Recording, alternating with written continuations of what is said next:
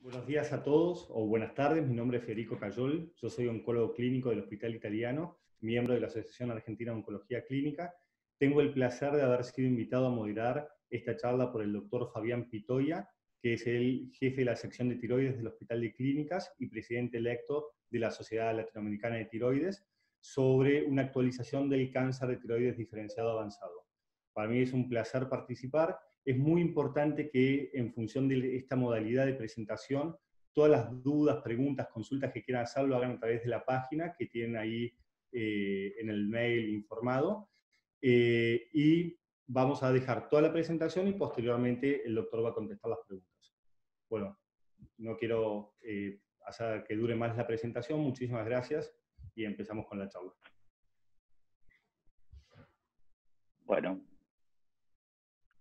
buenas tardes a todos. Muchísimas gracias al doctor Cayol por la presentación y muchísimas gracias a la Asociación Argentina de Oncología Clínica y al Laboratorio RAFO por invitarme a hablar a los oncólogos desde la endocrinología, desde el enfoque endocrinológico de cáncer de tiroides diferenciado avanzado. Estos son mis conflictos de interés en relación a esta presentación. Y en estos 40 minutos lo que vamos a hacer es hablar un poco sobre algunos temas que implican inicialmente la definición de refractariedad al yodo radioactivo, una situación fundamental que debe ser definida entre endocrinólogo y oncólogo para que el paciente no esté volviendo al endocrinólogo a recibir una nueva dosis de yodo radioactivo cuando ya está definida la refractariedad. El oncólogo rara vez ve al paciente con cáncer diferente de los pacientes que van a presentar a un 60%. Sin embargo, puede ser que hasta 2/3 de esos pacientes que inicialmente responden al yodo radioactivo se tornen, a lo largo de su seguimiento, refractarios al mismo. Y ahí es donde uno deberá empezar a discutir tratamientos locales, más allá del tratamiento quirúrgico, la mera vigilancia de las lesiones sin otra conducta más que la observación, o cuándo es el momento en donde estos pacientes deben recibir ya sea inhibidores multiquinasas y ahora los inhibidores selectivos de quinasas.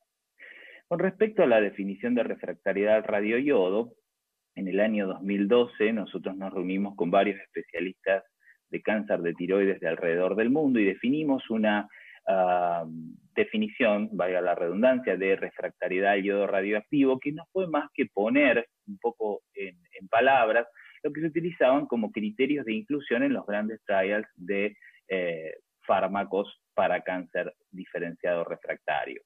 Y en cuanto a la captación de yodo radioactivo, por supuesto no cabe duda de que si uno tiene un paciente con estas características, es decir, un tumor que inicialmente pareciera ser un tumor de riesgo intermedio, a veces riesgo alto en cuanto a sus características iniciales anatomopatológicas. Si uno administra una dosis ablativa de yodo radioactivo y se encuentra captación en el lecho tiroideo, pero imágenes estructurales, como en este caso pulmonares, sin captación de yodo radioactivo, esa ausencia de captación va a definir, por supuesto, la refractariedad. Un dato importante es que este grupo de pacientes puede tener distintos tipos de evolución y uno va a tener que identificar en los pacientes que son refractarios con metástasis pulmonares cuál es el tiempo de duplicación del volumen tumoral, es decir, cómo ese tumor va progresando a lo largo del tiempo. Y en el Memorial de Nueva York, hace algunos años, se identificó o se caracterizó a estos pacientes en 3 grandes grupos. Como ven ustedes, casi 2/3 o 3/4 de estos pacientes, mejor dicho, van a tener una progresión lenta o muy lenta. ¿Qué significa esto? Que el tiempo de duplicación del volumen tumoral puede estar cercano a los 4 o 5 años o puede estar inclusive con una curva plana con hasta una década de estabilidad de la enfermedad. Eso hace que muchas veces nosotros en los pacientes con metástasis pulmonares solamente hagamos la observación de estas lesiones mínimas pulmonares a lo largo del tiempo, estableciendo primero cuál es el grupo de pacientes. Si estamos dentro del primer grupo que va a tener una evolución rápidamente progresiva dentro del año, es probablemente el grupo en el que uno comenzará a pensar en el uso de inhibidores de quinasas. También otra definición tiene que ver con que las lesiones dejen de captar yodo radioactivo. Cuando ya hay una o más lesiones que midan más de 1 centímetro que dejan de captar yodo radioactivo, uno define la refractariedad. En general, esto se da después de un una dosis acumulada que se encuentra por arriba de los 600 milicuríes. Esas dos combinaciones de lo que sucede con la definición previa, más esta definición, que es que los pacientes que tienen por arriba de 600 milicuríes y no responden al tratamiento, uno ya debe pensar en que son refractarios al yodo radioactivo, hacen que uno considere principalmente en este contexto.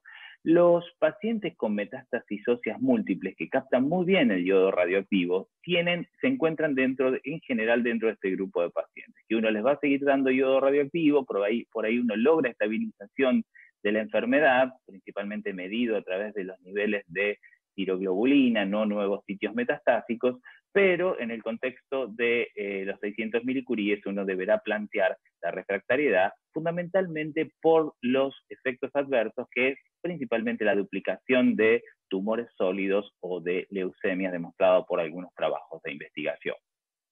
Mucho menos frecuente es que la definición de refractariedad esté dada por la progresión estructural basada en criterios RECIST 1.1 en un paciente que sí tiene captación. Yo doy la primera dosis, este es un paciente de nuestro hospital, acá vemos en el SPECT-CT los sitios de captación de los nódulos pulmonares, pero cuando vuelvo a repetir la imagen me encuentro con una progresión estructural de las lesiones que captaron el yodo radioactivo. Cuando esto ocurre, uno también define de entrada la refractariedad al radioyodo.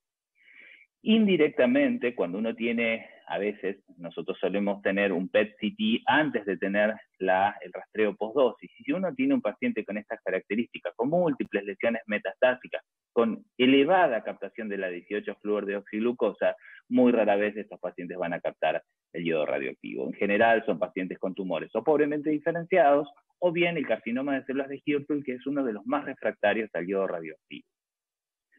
Finalmente, cuando uno tiene un tumor irresecable definido por el equipo multidisciplinario quirúrgico, acá participa el cirujano de cabeza y cuello, el cirujano de tórax, el cirujano vascular, a veces el cirujano digestivo, todos en conjunto, en los ateneos se define que estos pacientes no van a recibir tratamiento quirúrgico. En ese contexto uno define la refractariedad, si estos pacientes no van a recibir radioyodo, ese es el caso de un paciente con un carcinoma de células de Hirschsprung, ustedes ven un tumor infiltrante del esternón con salida hacia la parte anterior, con una metástasis pulmonar, y este paciente recibió radioterapia externa y después tratamiento con sorafenib, y con estabilidad de la enfermedad, inclusive con el tumor sin resecar durante 2 años. Este paciente desarrolló, lo vimos hace muy poco, metástasis óseas con estabilidad de su tumor primario. Así que es una de las cosas que puede ocurrir en este grupo de pacientes en los cuales tienen tumores irresecables. Desde el punto de vista de targets moleculares, yo no puedo darles una clase a los oncólogos de los targets terapéuticos. Ustedes hacen ya décadas que están utilizando inhibidores multiquinasas y saben fundamentalmente que el efecto principal de estos inhibidores multiquinasas tiene que ver con el bloqueo de los receptores de los factores endoteliales vasculares. Tanto sorafenib como lenvatinib tienen efecto fundamental sobre estos receptores, lo que genera, por supuesto, una disminución de la neoangiogénesis. También lenvatinib tiene un efecto de bloqueo sobre el receptor de los factores de crecimiento derivados de las plaquetas, que en realidad le conferiría una mayor sensibilidad al fármaco en relación a cuando hablamos resistencia a los inhibidores multiquinasas. Se cree que este sería uno de los mecanismos por los cuales lenvatinib desarrolla menos resistencia en el tratamiento. Pero, por supuesto, esto tiene que ver con el reclutamiento de pericitos para la formación de neovasos, que es fundamental para la angiogénesis. Y por el otro lado es el bloqueo de las vías hiperactivadas en la célula tumoral tiroidea.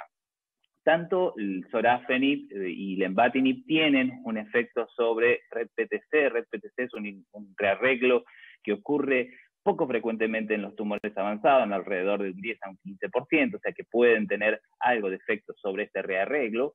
Y también sobre BRAF, sorafenib tiene un efecto muy débil, pero que en realidad no ha demostrado ser mejor que el placebo en este contexto cuando hablamos de bloqueo de BRAF. Después tenemos que hablar de los inhibidores selectivos nuevos, que son los inhibidores de RET o inhibidores de ALCO en TRAC, de las fusiones en TRAC, que son los nuevos fármacos. Algo voy a mencionar sobre el arotrectinib y algunos otros inhibidores selectivos como pralsetinib y selpercatinib. RED-PTC va a activar a toda la vía de la MAP quinasa.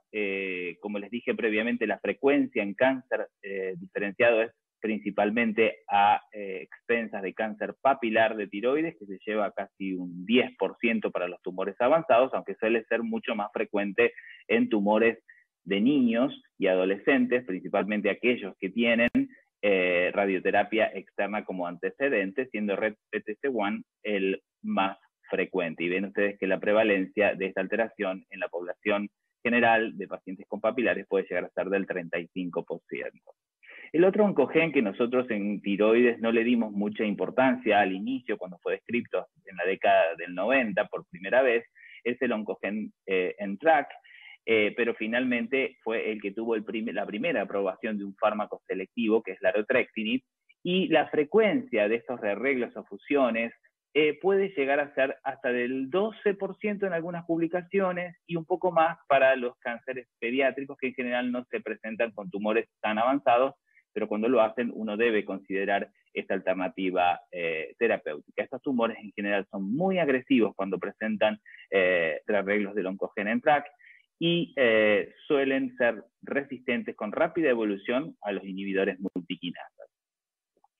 Oncogen BRAF es otra de las mutaciones más prevalentes en cáncer papilar de tiroides, es casi patognomónica del cáncer papilar de tiroides, con una frecuencia cercana al 70% en distintas series, y por supuesto este oncogen tiene varias vías hiperactivas que tienen que ver tanto con la vía de la MAP quinasa, la vía de fosfilocitol 3-fosfato AKT-mTOR, es decir, activa la proliferación descontrolada desde varios sitios, y una de las acciones que tiene desde el punto de vista endocrinológico, demostrado hace aproximadamente una década, es que reprime la expresión de NIS, es decir, que los tumores con mutaciones de BRAF que se presentan con metástasis a distancia van a ser más resistentes al yodo radioactivo.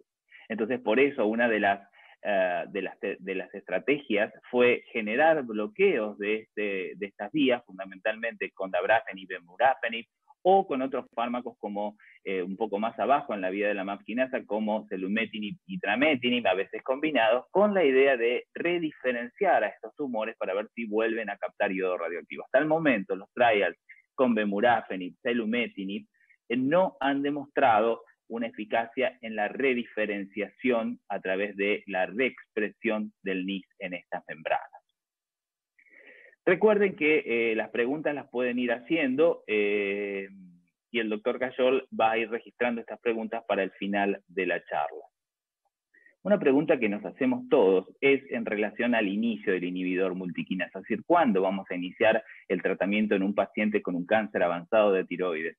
En general, lo que se consensuó es que cuando uno tiene lesiones cuya suma de diámetros está por arriba de los 2 centímetros, si estas lesiones están progresando en menos de un año, es cuando uno debiera considerar el inicio de un inhibidor multiquinasa. Pero esto no es taxativo, no es siempre así, y a veces solemos hacerlo o antes o después, como vamos a ver más adelante.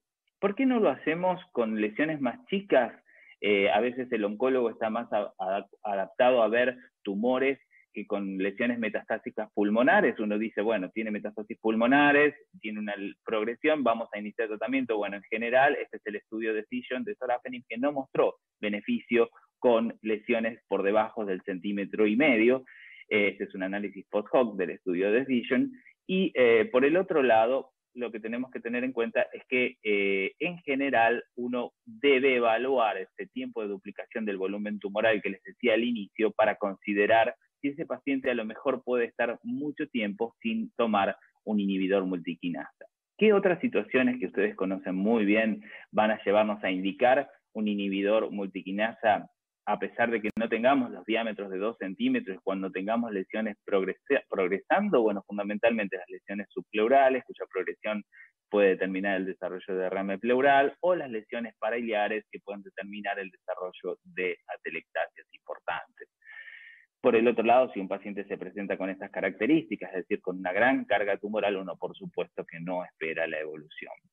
Y el tercer grupo de pacientes en el que no esperamos, inicialmente cuando tenemos enfermedad sintomática. Si tenemos enfermedad sintomática ósea, es decir, por metástasis óseas, uno rara vez va a utilizar un inhibidor multiquinasa como primer tratamiento, a menos que ese paciente tenga componentes de partes blandas que no pueda ser resecado, y entonces en ese contexto podemos considerar como terapia inicial un inhibidor multiquinasa más allá de la radioterapia externa. Pero en los pacientes con enfermedad localmente avanzada que tengan sintomatología, se puede considerar después de la radioterapia externa el uso de inhibidores multiquinasas. Y ya les voy a decir por qué nosotros preferimos en este grupo de pacientes iniciar el tratamiento con sorafenib y no con lenvatinib. Y si lo hacemos con lenvatinib, ¿qué precauciones tenemos que tener? Como endocrinólogos, lo que nosotros no queremos es comenzar muy temprano el tratamiento con un inhibidor multiquinasa, pero tampoco queremos llegar demasiado tarde. Para eso se está haciendo este trial, que es el estudio RISTOS MGI, en el cual tuve el honor de participar del diseño de este estudio. Y este estudio en realidad lo que intenta evaluar es el tiempo a la progresión sintomática de aquellos pacientes a los cuales se los trata con sorafenib de entrada o se los trata con cualquier otro inhibidor multiquinasa después de que tengan una lesión progresando en menos de 6 meses con un tamaño superior al centímetro de diámetro, versus aquellos centros en el mundo que deciden no iniciar el tratamiento y esperar un poco más. En realidad, los datos iniciales los presentamos en el ASCO en el año 2018, que mostraron un poco la clasificación de la refractariedad al yodo radioactivo alrededor del mundo en 551 pacientes, en donde ven que la primera clasificación de refractariedad está dada por la ausencia de captación en los sitios metastásicos. Muy pocos pacientes, el 7%, tienen esta clasificación solamente por la dosis acumulada por arriba de los 600 milicuríes. Los resultados finales están censurados en este momento para ser presentados porque fueron aceptados para presentación en el ESMO 2020, así que no puedo mostrarlos en este momento. Con respecto a los estudios en fase 3, ustedes saben que el primer fármaco aprobado por la FDA fue sorafenib con el estudio Decision, con una respuesta objetiva del 12% y una mediana de sobrevida libre de progresión que se duplicó de 5.8 meses a 10.8 meses. Este fue el primer fármaco aprobado en cáncer diferenciado de tiroides. El segundo fármaco se aprobó, ya veremos el Clinical Trial Select a continuación, y el tercer fármaco que no llegó a ser aprobado porque el estudio fue negativo, el estudio Verify, que no mostró respuestas objetivas y no fue significativa la mediana de sobrevida libre de progresión comparada con el placebo.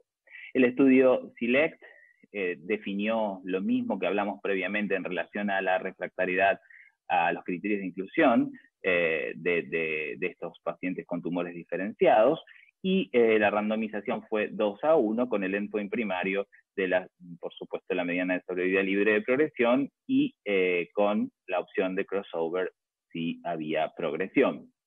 Acá vemos a la población de pacientes incluido, la mayoría de pacientes con un buen performance status. Este estudio permitía el uso de otro inhibidor de quinasa, es decir, como segunda línea a lenvatinib, y como siempre el cáncer papilar siendo uno de los más frecuentes y las lesiones pulmonares como metástasis a distancia más prevalente. Y acá ven ustedes cómo las curvas están bien separadas, mostrando una mediana de sobrevida libre de progresión que se incrementó comparando con el grupo placebo de 3.6 a 18.3 meses, con un efecto muy importante del fármaco, y vemos que la respuesta también se mantiene como segunda línea de tratamiento, si bien algo menor, 15 meses versus los 18 meses de primera línea, pero es un fármaco que es efectivo tanto como primera línea como segunda línea de tratamiento. Por supuesto, la sobrevida global rara vez la podemos observar cuando existen crossover. Y aquí vemos las respuestas, que fueron realmente respuestas bastante potentes, con una respuesta parcial del 63% y una respuesta completa de 2%, casi 65% de respuesta objetiva. Y un dato importante es que el tiempo medio para lograr la respuesta objetiva fue de 2 meses. Esto significa que es un fármaco muy potente y en el que vamos a lograr una disminución del tamaño tumoral, del tamaño de las metástasis, rápidamente.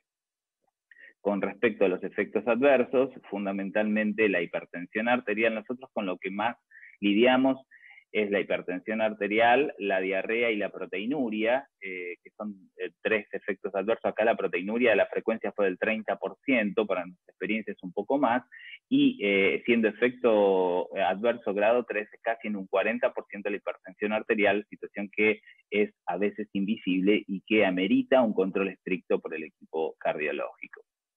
Esta es nuestra experiencia de vida real con respecto al uso del lenvatinib en Argentina de 2 hospitales universitarios, el Hospital Roffo y el Hospital de Clínicas.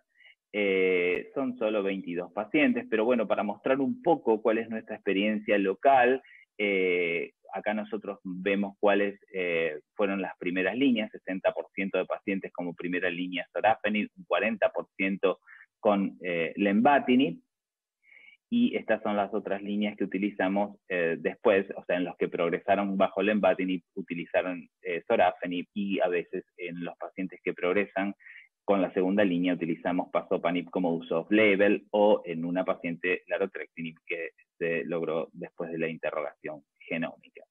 ¿Qué fue con la respuesta? ¿Qué observamos nosotros como respuesta objetiva? Bueno, en estos pacientes tuvimos una respuesta completa y tuvimos un 31% de respuesta parcial, es decir, una respuesta objetiva del 36%, algo menor de la que está reportada en el clinical trial, con una mediana de la duración de la respuesta objetiva de 19 meses. Acá ustedes pueden ver la mediana de sobrevida libre de progresión, que fue de 13 meses con lenvatinib, algo menor también que la reportada en el clinical trial, de 18 a 13 meses, y la sobrevida global no fue alcanzada al momento de la publicación. En general, los pacientes cuando progresan lo hacen en metástasis del sistema nervioso central o a nivel óseo. Fundamentalmente las del sistema nervioso central es porque ninguno de estos 2 inhibidores multiquinasas aprobados, tanto sorafenib o lenvatinib, atraviesan la barrera hematoencefálica.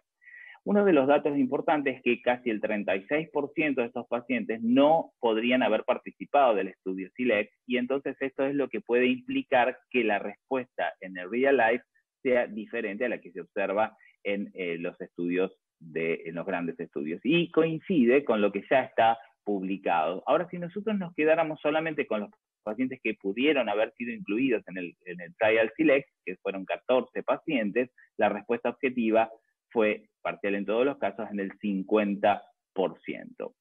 Y acá vemos que la mediana de sobrevida libre de progresión en este grupo que pudiera haberse incluido en el clinical trial fue de 22 meses, inclusive superior a la reportada en el estudio SELECT. Cuando uno compara estudios de real life en otros centros, se encuentran más o menos lo mismo, una respuesta objetiva cercana al 40%, algunos casos que utilizan los criterios más estrictos para inclusión de los pacientes a analizar, puede asimilarse a la respuesta observada en el clinical trial SELECT.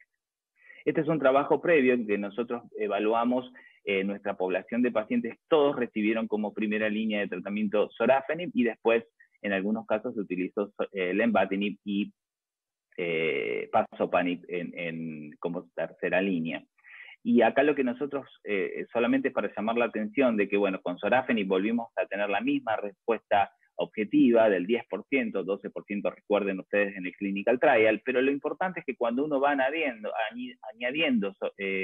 inhibidores multiquinasas, lo que hace es incrementar la mediana de sobrevida libre de progresión, en este caso fue de 31 meses, y uno va incrementando, uno cree que va a incrementar también la sobrevida global de estos pacientes. Con la primera línea de tratamiento, que fue sorafenib, tuvimos una sobrevida libre de progresión de 16 meses. Recuerden que en el clinical trial de sorafenib fue de 10 meses, 10.8 meses. Entonces, en la vida real, aunque la respuesta objetiva es similar, la mediana de sobrevida libre de progresión suele ser un poco mayor, también reportada en varios otros clinical trials de real life con sorafenib.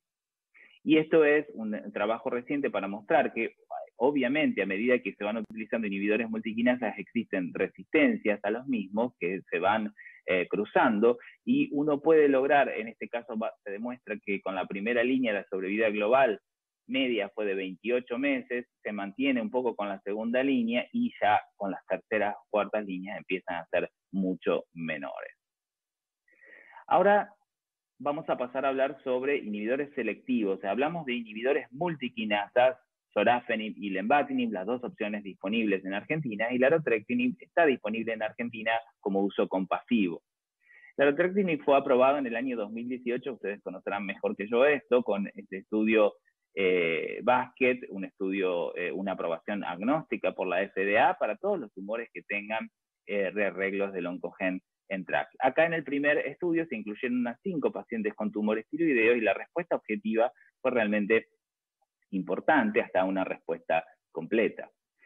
Estos son los datos que se presentaron en el ESMO 2018 de los pacientes con tumores tiroideos de este estudio, que siguió después de esta primera presentación para la aprobación, y acá ustedes ven que incluyen a tumores papilares, a tumores foliculares, lo que es bastante poco frecuente que uno encuentre en rearreglos del oncogen en TRAC, en cánceres foliculares, y también en tumores anaplásticos, que uno debe pensar entonces en la interrogación genómica, tal vez, también en estos pacientes con tumores anaplásticos. Y pacientes que tienen metástasis en sistema nervioso central. Son fármacos que atraviesan la barrera hematoencefálica y son extremadamente potentes, con una respuesta objetiva que llegó al 80% en estos 24 pacientes, con una duración de la respuesta no alcanzada, la duración media, y una mediana de sobrevida libre de progresión de 24 meses para estos pacientes. Esa es la actualización al 2020 de larotrectinib,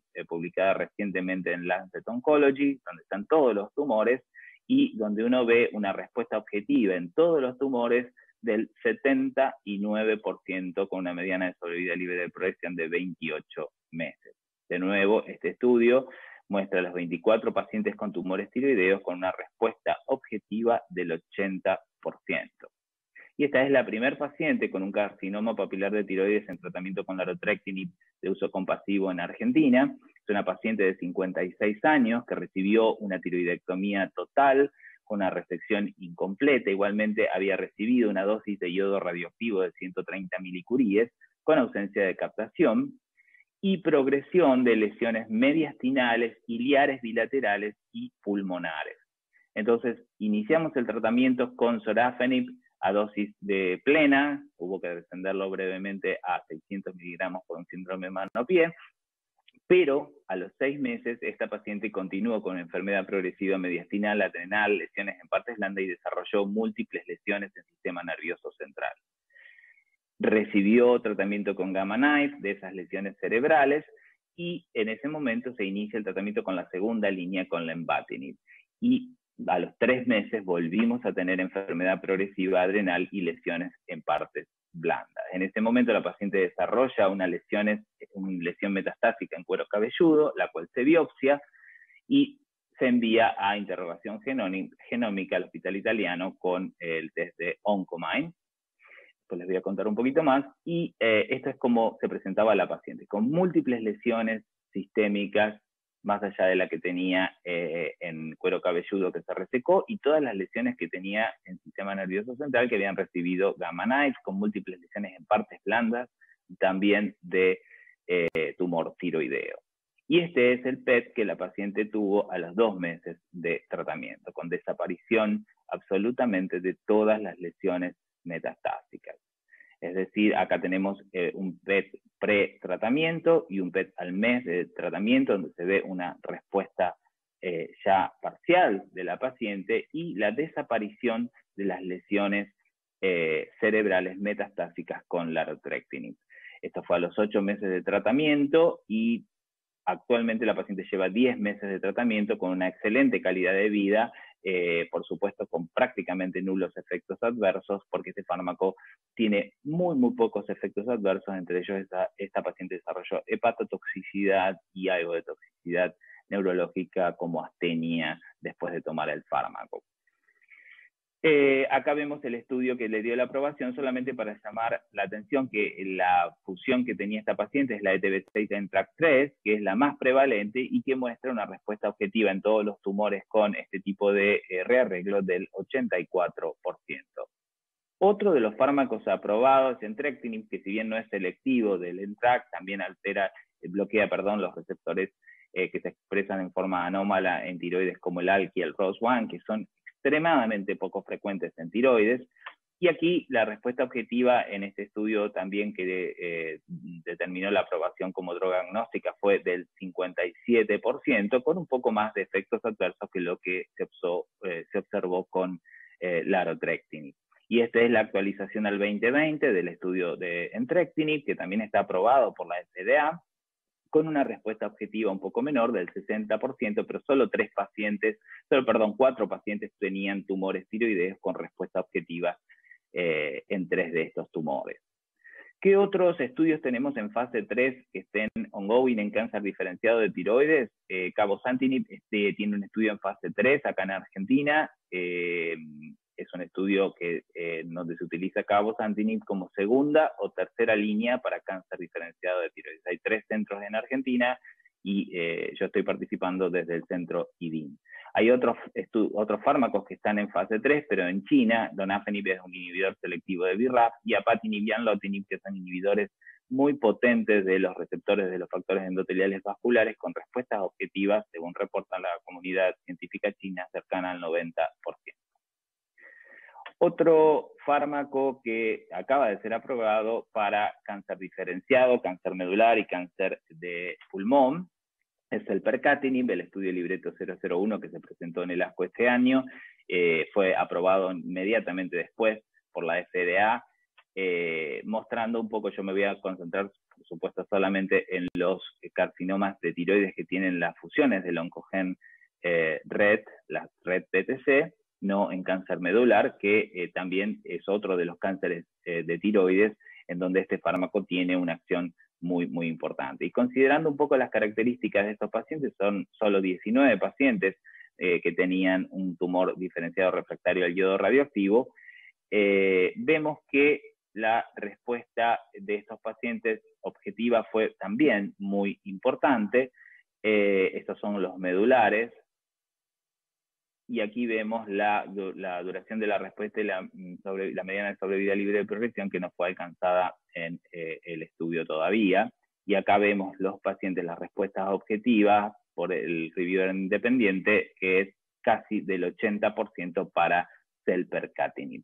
O sea que es un fármaco también muy potente, con efectos adversos variados, pero no tan importantes como los que se observan con los inhibidores multiquinasas. Y en la actualidad, si bien esto no tiene que ver con cánceres diferenciados, el primer estudio, ustedes como oncólogos están más habituados a ver estudios de competencia de distintas drogas. Nosotros es el primer estudio en tiroides que va a existir para medular, la comparación de vandetanib, cabozantinib o selpercatinib de acuerdo a la elección del equipo médico. Otro de los inhibidores selectivos que todavía no fue aprobado, según lo que tengo entendido, es pralsetinib, que también mostró los resultados del estudio Arrow en el mismo diseño que para selpercatinib, y lo que mostró en los tumores con fusiones del oncogen RET fue de una respuesta objetiva también muy potente, solo 11 pacientes, una respuesta muy potente del 91%. Esto habla, digamos, este reclutamiento tan bajo de pacientes con tumores diferenciados, habla un poco de la escasa frecuencia de esta alteración molecular en tumores avanzados. Y aquí vemos la duración de la respuesta que continúa en la mayoría de los pacientes. Con respecto a las líneas de tratamiento, uno se plantea primero la disponibilidad de qué fármacos tenemos en Argentina, después el tipo de mutación, cuándo vamos a evaluar esto, la situación de salud del paciente y el tipo de enfermedad metastásica. Nosotros, aprobados por la ANMAT, tenemos sorafenib y lenvatinib, por lo tanto no tenemos 10 líneas de tratamiento, entonces no es que vamos a elegir rápidamente saltear líneas. Yo creo que muchos de los pacientes que tienen enfermedad lentamente progresiva, uno debe utilizar como primera línea sorafenib y segunda línea lenvatinib. Cuando tenemos pacientes con enfermedad rápidamente progresiva, lenvatinib es extremadamente potente y uno puede elegir a este fármaco como primera línea, sabiendo que después muy probablemente sorafenib no va a tener el efecto deseado. Tenemos un clinical trial, como les decía previamente, y bueno, si tenemos la posibilidad de hacer interrogación genómica, podemos utilizar larotrectinib y muy probablemente selpercatinib en un futuro no muy lejano. Y además el uso de drogas off-label, nosotros utilizamos pazopanib, sunitinib como fármacos off-label cuando logramos que las coberturas sociales los aprueben. Con respecto al tipo de mutación, nosotros utilizamos, hay varios, ustedes conocen muy bien esto, nosotros utilizamos el test de Oncomine fundamentalmente porque de estos tres es el más barato, pero bueno, uno tiene que plantearle al paciente que el costo de este test está alrededor de los $1.500 y no todos los pacientes van a poder pagar estos $1.500 que al momento no están cubiertos por ninguna agencia de salud, ninguna obras sociales. Entonces, fundamentalmente nos importa porque si bien no vamos a evaluar 400 genes, vamos a evaluar los genes que más frecuentemente van a tener una posibilidad de impacto terapéutico en cáncer diferenciado de tiroides. Y nosotros acabamos de mandar, en realidad salió publicado esto el mes pasado, un poco cómo es nuestra vida real con respecto a los test moleculares. Bueno, nosotros se los ofrecemos a los pacientes, por supuesto, pero imagínense que en un ámbito hospitalario esto es bastante complicado. Entonces, nosotros lo ofrecimos a 22 pacientes, 3 tumores anaplásicos adicionales, y la verdad es que de esos pacientes el 32% pudieron pagar o hacer el test de Oncomine. Y de esos pacientes, de esos 8 pacientes que pudieron hacer, en el 50% tuvimos mutaciones que tienen posibilidad de ser tratadas. Como les conté previamente, la paciente que recibió larotrectinib, 2 pacientes con tumores anaplásicos que recibieron dabrafenib y trametinib, que se los voy a mostrar a continuación, un paciente con un BRAF positivo que tenía un papilar de tiroides progresado en tercera línea, que no llegó a recibir ninguna cosa adicional porque tenía un performance status grado 3 y falleció a causa de la enfermedad, y un paciente con un tumor anaplásico BRAF positivo, cuya obra social no quiso autorizar el dabrafenib trametinib y murió a causa de la enfermedad. Entonces, uno tiene todas estas herramientas, pero después tenemos todas las deficiencias de nuestros sistemas para poder implementar tratamientos. También la situación de salud del paciente juega un papel importante en la elección del fármaco, porque si uno tiene un paciente que tiene una hipertensión descontrolada o tiene una cardiopatía isquémica muy severa, lo que nosotros sabemos es que cualquiera de estos fármacos puede agravar esas situaciones.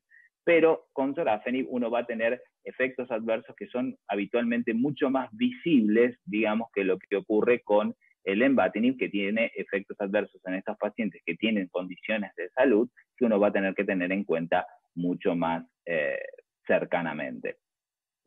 Cuando nosotros analizamos en nuestra población de pacientes, esto fue hace algunos años, con inhibidores multiquinasas, casi todos los pacientes, como ustedes bien conocen, van a desarrollar al menos un efecto adverso. Y los efectos adversos en general los vamos a observar dentro de los primeros 2 o 3 meses, y con excepción de la diarrea, que suele persistir un poco más, a veces durante todo el tratamiento, y la pérdida de peso que comienza a aparecer a partir de los 6 o 7 meses como una manifestación importante en estos inhibidores multiquinasas.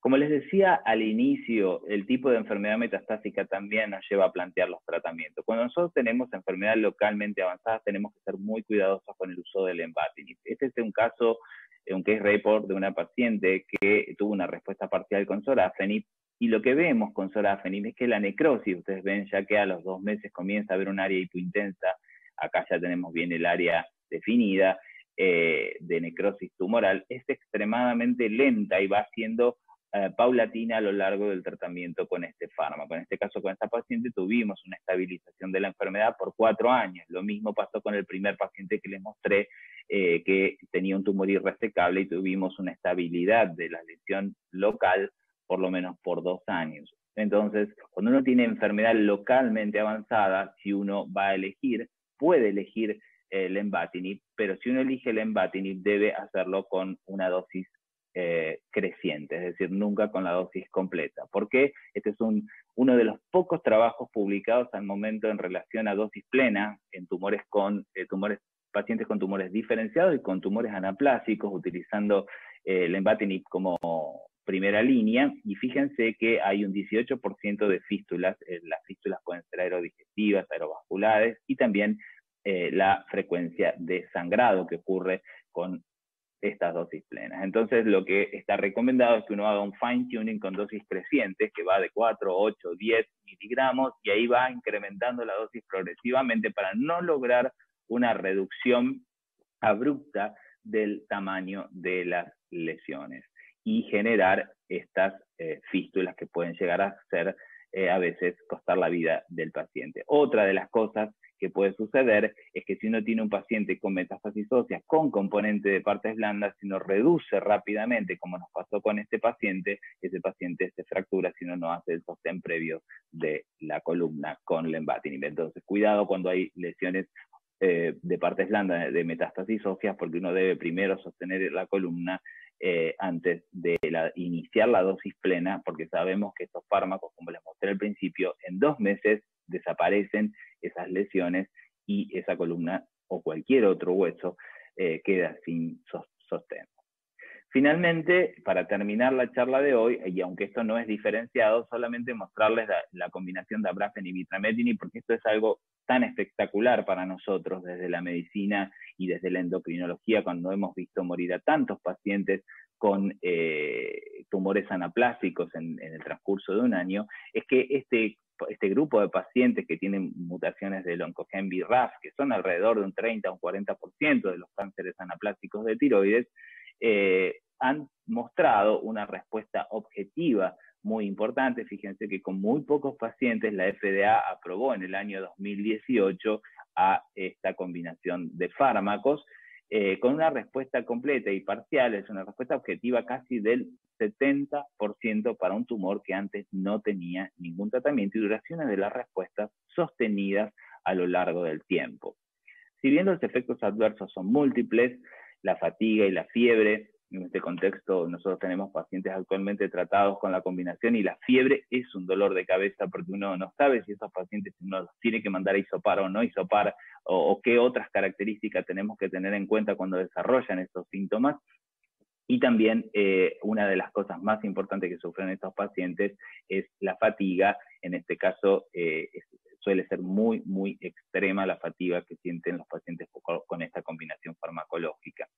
Les cuento este caso de esta paciente de 63 años con una masa cervical progresiva en 3 meses, que finalmente se confirma como carcinoma anaplásico. Nosotros en todos los carcinomas anaplásicos, mientras esperamos, primero, tener el resultado de la biopsia, segundo, tener el resultado de el análisis del oncogen BRAF, que eso es bastante rápido, dentro de una semana se logra, y después tener el resultado de la aprobación de la combinación de drogas, cuando es positivo, utilizamos como bridging therapy lenvatinib. Y utilizamos, está demostrado en algunos estudios de fase 2 que el lenvatinib logra estabilización de la enfermedad en pacientes con tumores anaplásicos de tiroides.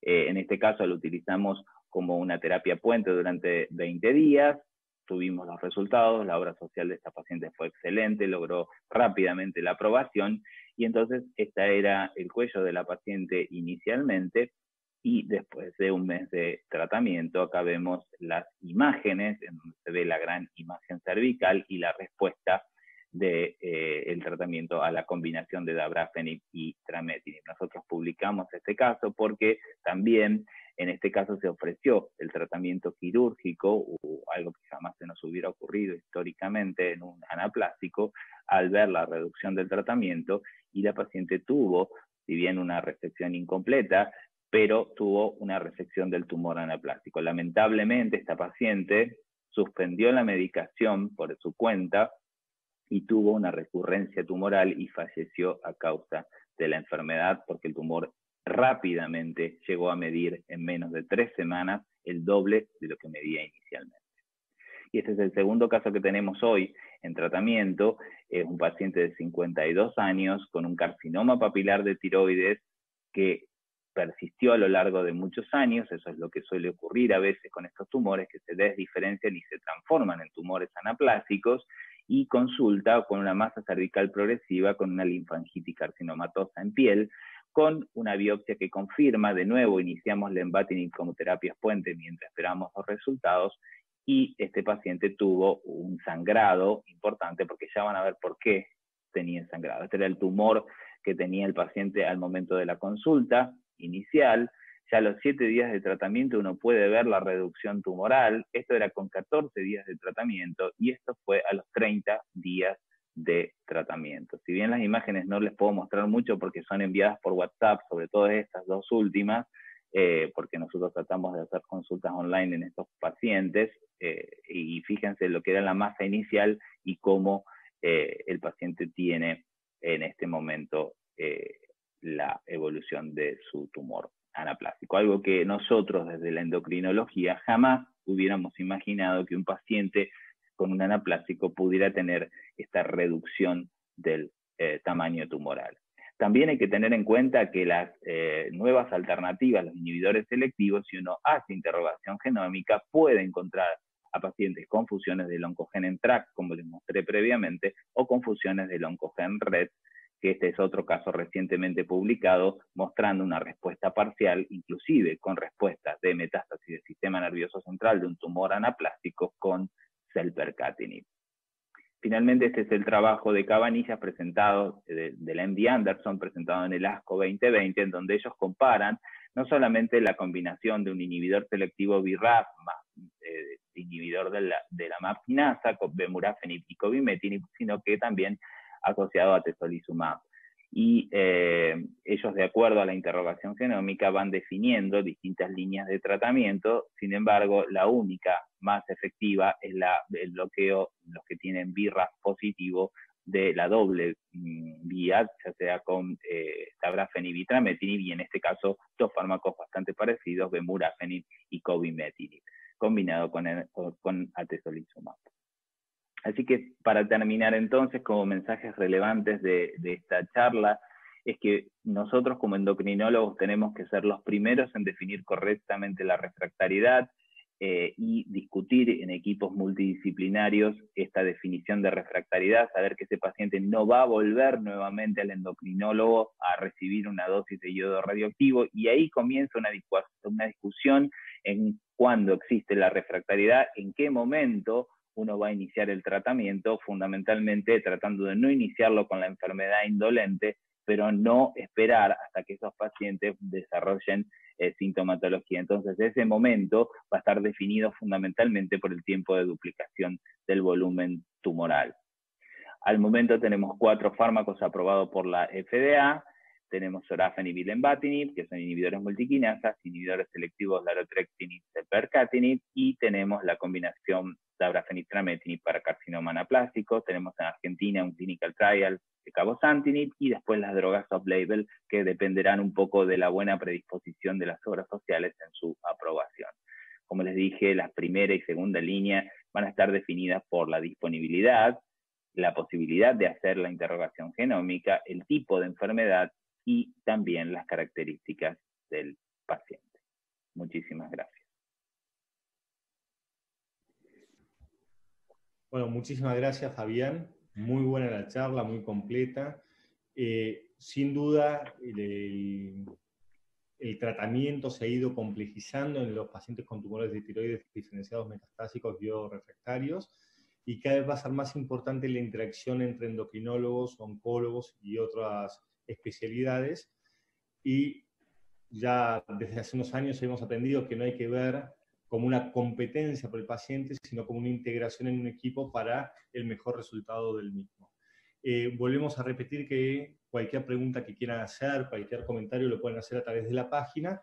De vuelta vuelvo a agradecer al laboratorio RAFO y a la AOC por la invitación. Y hay algunas preguntas que hace la gente, como por ejemplo, cuando empezás el tratamiento con el lenvatinib, ¿qué dosis solés utilizar de inicio? La dosis plena. Habitualmente con cualquier fármaco que utilizamos nosotros, utilizamos inicialmente dosis plena. 24 miligramos de lenvatinib y 800 miligramos de sorafenib.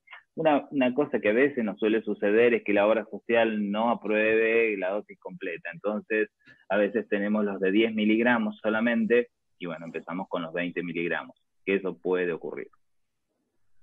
Nosotros a veces nos pasa que llegar a dosis completas de lenvatinib en esta población nos cuesta, ¿sí? Y por ahí, con experiencia de otros ITKs en otras patologías, uno sabe que los primeros 14 días marcan un poco la pauta de cuál va a ser la tolerancia del paciente a los ITKs. Entonces, a veces desde el empirismo puro, entendiendo que la indicación es empezar a la dosis plena, empezamos a dosis un poquito menores los primeros 14 días y en los pacientes que tienen una tolerancia adecuada subimos hasta dosis completa. Sí, digamos, eso depende un poco de la experiencia de cada grupo. Nosotros, en general, preferimos, digamos, tenemos como bien estandarizado el seguimiento, lo que hace que rara vez nos perdamos un efecto adverso rápido. ¿Por qué? Porque tenemos, al menos antes de la pandemia, 20 residentes, o sea, cada residente tiene un paciente a cargo, entonces uno o dos. Ese médico está en contacto permanente por WhatsApp con el paciente, entonces si le pasa algo o empieza a desarrollar un síndrome mano-pie grado 1, ya lo saca la foto, envía la foto, el paciente pide la consulta, nos va a ver rápidamente, hacemos el descenso o iniciamos una intervención con ibuprofeno, con lo que fuera para ese tipo de efecto adverso, y entonces nosotros con eso hemos logrado iniciar con la dosis plena y mantener siempre a los pacientes desde ahí hacia abajo. Pero entiendo que muchas veces, y eso pasa cuando uno está en un consultorio, uno si tiene 10 pacientes, es imposible que esos pacientes accedan inmediatamente a la consulta. A lo mejor llegan a la consulta 10 días después.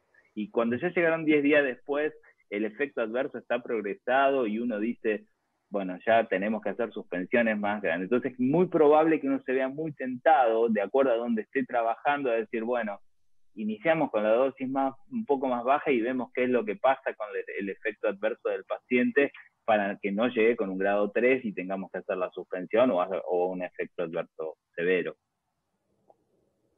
Y te hago otra consulta. ¿Cuál es tu experiencia de los pacientes que empiezan con dosis plenas o que eventualmente se escala a dosis plenas, tiene toxicidad y el rechallenge a dosis plena de vuelta? Habitualmente, por no, menos, prácticamente tenemos, digamos, esos datos no los tenemos visualizados. Nosotros sabemos que sí la suspensión de inhibidores multiquinasas para nuestra cohorte es del 5%, un poco más bajo de lo que está reportado en los trials, que suele ser un 18, un 20%. Ahora, con respecto a volver a la dosis plena, te diría que mi sensación es que si tenemos un par de pacientes es mucho, porque en general el efecto adverso vuelve a la misma historia. Nos ha pasado con proteinurias, que uno dice, bueno, a ver, volvamos a ver qué pasa con el inhibidor multiquinasa y el paciente vuelve a desarrollar la proteinuria de manera muy, muy importante. A nosotros por ahí nos pasa también, tal cual lo que estás comentando, por ahí hay algunos efectos adversos como hepatitis de laboratorio, que no tiene repercusión en el paciente, que no tiene alteración de la bilirrubina, bien transaminitis, que uno puede volver a escalar a dosis más altas y habitualmente se vuelve a estabilizar el paciente y la tolera. Sí. Después, otra consulta que comentan a través de la página es ¿cuál es tu experiencia en el tratamiento con quimioterapia en estos pacientes con doxoplatino o carbopathy? No, en realidad esa... Creo que debe estar diciendo el anaplásico, me imagino. Claro, claro. En realidad, como ustedes bien saben, nosotros como endocrinólogos, el primer contacto con estos fármacos fue con la vía oral, o sea, todo lo que era endovenoso era patrimonio exclusivo y sigue siendo lo del oncólogo. Entonces, por supuesto que el uso de estas combinaciones está indicada, de hecho en MD Anderson la utilizan como terapia puente antes de iniciar el DABRA y el TRAME, utilizan estos ciclos de quimio, pero nosotros no tenemos experiencia. Por eso utilizamos lenvatinib en este grupo de pacientes. Les recuerdo que es uso off-label esto, o sea, nosotros porque tenemos donación de los pacientes que nos van dejando de las líneas que van pasando y siempre tenemos un stock de lenva o de sorafenib que podemos utilizar mientras esperamos la aprobación en este caso del DABRA y el trametinib en estos pacientes. Perfecto. Con respecto a la experiencia de secuenciación, si vos tendrías que elegir la secuencia ideal del tratamiento, obviamente que algo ya has comentado en la charla, pero ¿cuál sería tu secuencia ideal? Yo creo que depende un poco de la progresión de la lesión. En general, cuando uno tiene un tumor refractario al yodo radioactivo, llamemos y digamos que tiene el paciente 2 lesiones metastásicas en pulmones cerca de los cilios, que no van a ser posibles de ser resecables, están una en un pulmón, otra en la otra, en el otro pulmón, esas lesiones miden 1,5 centímetros, 2 cada uno, han progresado en menos de 6 meses, un año, y sabemos que no son potencialmente sintomáticas. Yo prefiero en este grupo de pacientes iniciar como primera línea sorafenib. Sabemos que ese paciente va a estar a lo mejor un año con la estabilización de la enfermedad y después va a empezar a progresar de nuevo. Tenemos una segunda línea que sigue siendo muy efectiva como segunda línea y va a estar probablemente hasta inclusive un poco más recibiendo la segunda línea ese paciente. Entonces, para mí no hay, y eso que estoy dando una charla esponsoreada por el laboratorio RAFO, digamos, pero, digamos, para mí es hacer entender fundamentalmente a los laboratorios que en este caso no hay una competencia, porque estos pacientes van a progresar en algún momento y uno va a poder utilizar, y yo prefiero, la verdad, utilizar el fármaco que tiene demostrada la eficacia como segunda línea. Sorafenib no la tiene, sabemos que su potencia es menor, entonces, si bien, como conversábamos fuera de esta charla, sorafenib tiene más efectos adversos, o da la sensación de que tiene más efectos adversos, porque son mucho más visibles estos efectos adversos, nosotros preferimos dar la chance de utilizar como primera línea. Por supuesto que tenemos un grupo de pacientes que uno, si tiene rápida progresión, si tiene una gran carga tumoral, uno va a preferir utilizar siempre el fármaco más potente, eso no cabe en la menor duda. Quizás esto vaya cambiando y sea muy dinámico con las nuevas líneas, con los nuevos fármacos que vamos a tener disponibles quizás en algunos 5 o 6 años, en donde uno diga, bueno, uno utiliza el más potente, utilizamos lenvatinib, que es el más potente, y hacemos la interrogación genómica. Y ahí vemos si el paciente tiene algún otro gen que pueda, digamos, alguna alteración molecular que pueda ser tratable, uno se va a mover a ver, después de la progresión a ese fármaco. Otro de los puntos es cuándo uno hace la interrogación genómica, cuál es el momento para hacerlo.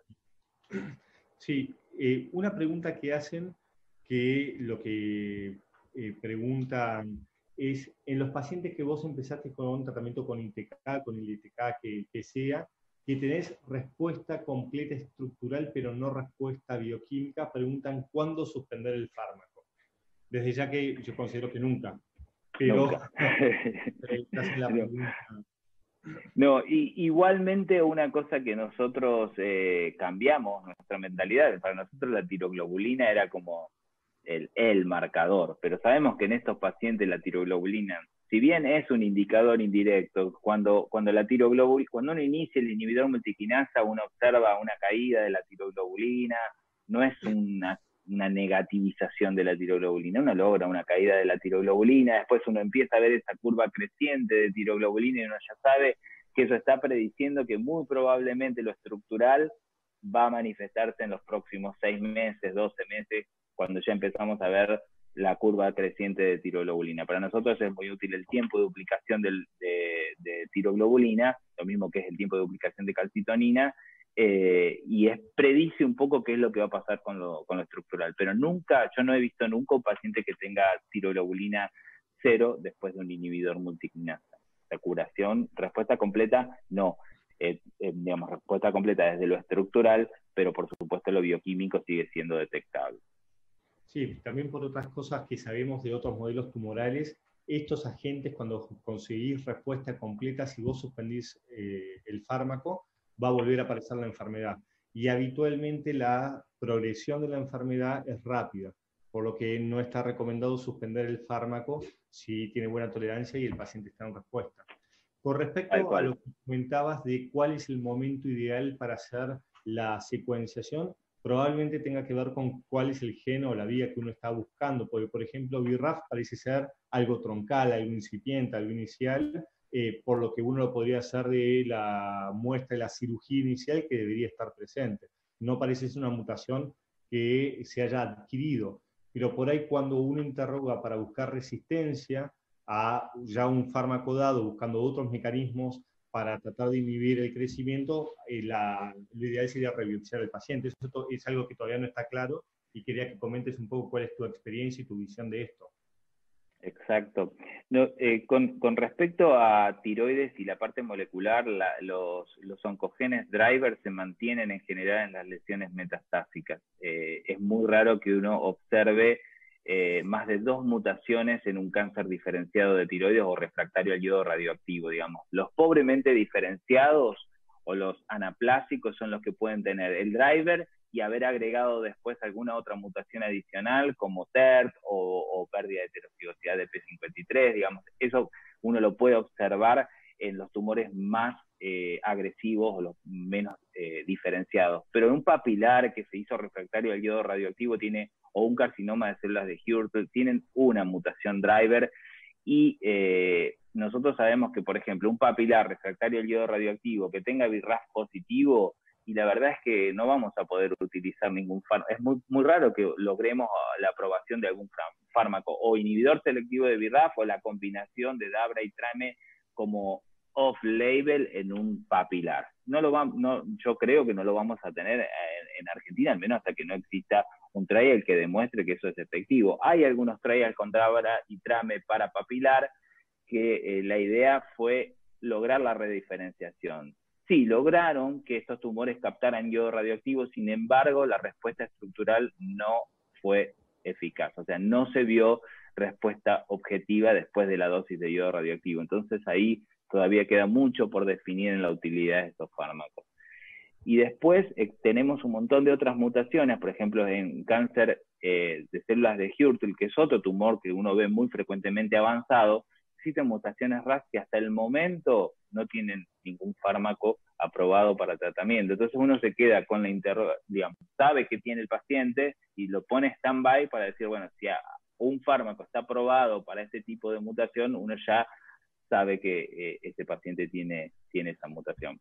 Y a veces no encontramos nada. Esa es la otra. Bueno, con respecto a las preguntas, no sé si querés ir agregando algo que te parece que necesites ampliar. Mira, no, yo creo que lo que pasó en estos últimos 5 años es extremadamente sorpresivo para nosotros. Entonces, no me cabe duda que en los próximos 5 años vamos a tener inclusive hasta nuevas definiciones y nuevas maneras como ustedes lo estarán viviendo, lo viven con otros tipos de tumores, por supuesto, donde ya saben que existe primera, segunda, tercera, cuarta, quinta, progresado en no sé cuántas líneas, ya tienen todas un esquema. Para nosotros esto es nuevo porque comienza en el 2013 y con una sola línea, y recién ahora estamos dentro de los primeros 7 años de experiencia con inhibidores multiquinasas después de estudios en fase 3. Así que yo creo que hay un largo camino todavía por recorrer. Sí, y lo último, la necesidad de integración de los equipos. Creo que hay que volver a insistir en eso, que no hay que ver como que o endocrinología quiere quedarse con el paciente o oncología, sino que tienen que ser equipos multidisciplinarios que permitan ver la visión integral del paciente, ¿no? Eso es lo más remarcable, digamos, dependiendo de las realidades de cada uno de los centros, los equipos multidisciplinarios funcionan perfectamente en todo el mundo y las discusiones son las que van a llevar a un mejor puerto al paciente, eso no cabe ninguna duda. Así que coincido plenamente con vos. Bueno, muchísimas gracias por la charla, realmente muy interesante. Ya damos por finalizado el simposio. Muchísimas gracias. Muchísimas gracias a todos y muchísimas gracias, Federico. Hasta luego.